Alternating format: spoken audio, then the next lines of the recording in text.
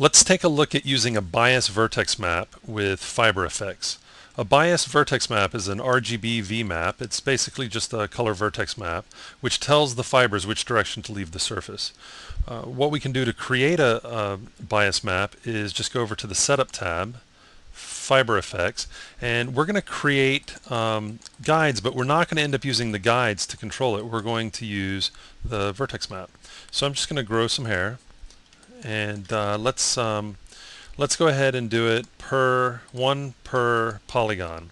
That should work out really well for a vertex map.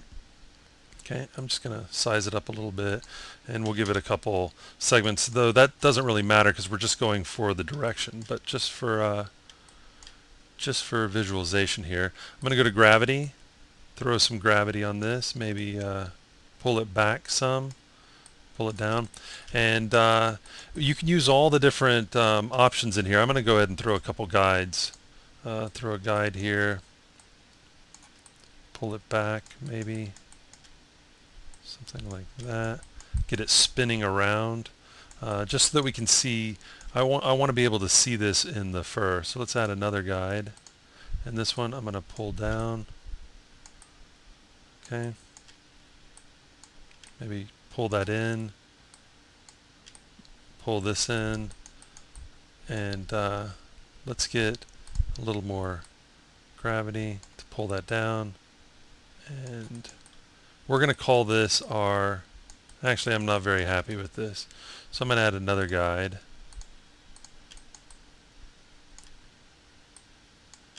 I'm being a little anal here, but it'll pay off. Okay, yeah, look at that. That'll be nice. Let's get rid of some of the gravity.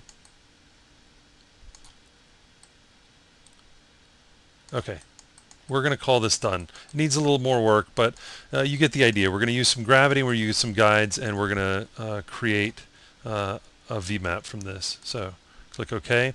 Now, I have the guides and the fibers I created. I'm just deleting those. Don't need them, because what I'm going to do is base it all off of this vertex map.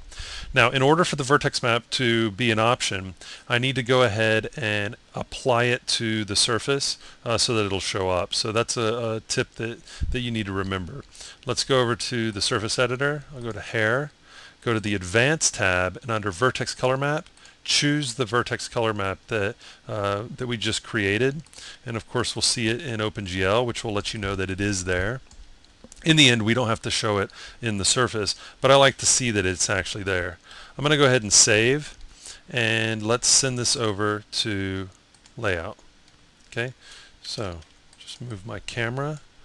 This to me is pretty exciting. Okay, so no guides. I'm just using this bias map. Control F8. Let's add fiber filter. Double click. Activate. Let's draw the OpenGL. It's putting the hair everywhere, so I'm just going to put it on the hair and update. It's a little long, so I'm going to go a little shorter with it. Okay, that's working for me. Let's go to 4 on the keyboard is perspective view. I just want to be able to see this. So right now we're not using that map. Okay, we got hair just kind of poking out. I'm going to come over here to Bias VMap and choose that map, and nothing happens. I need to increase the amount. There's 50%, starting to style it. There's 100%, and I'm going to work with gravity as well. Let's try 50% gravity. No, let's try 100% gravity, and let's increase it just a bit. Okay, so without, let's go ahead and close this and come over here. Now, I need to work on my hairstyle a little bit, but if you remember the guides, we had a couple little tufts going on here. We had a guide that was pulling and combing this back.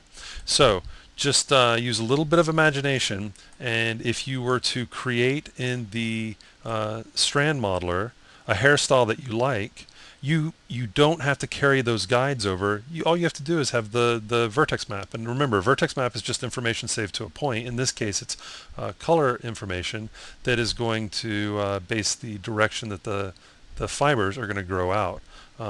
She's got a little bit of gel back here that she should take care of. But hopefully this will give you some ideas of how you can use a bias map to control the direction the fur is coming out with FiberFX.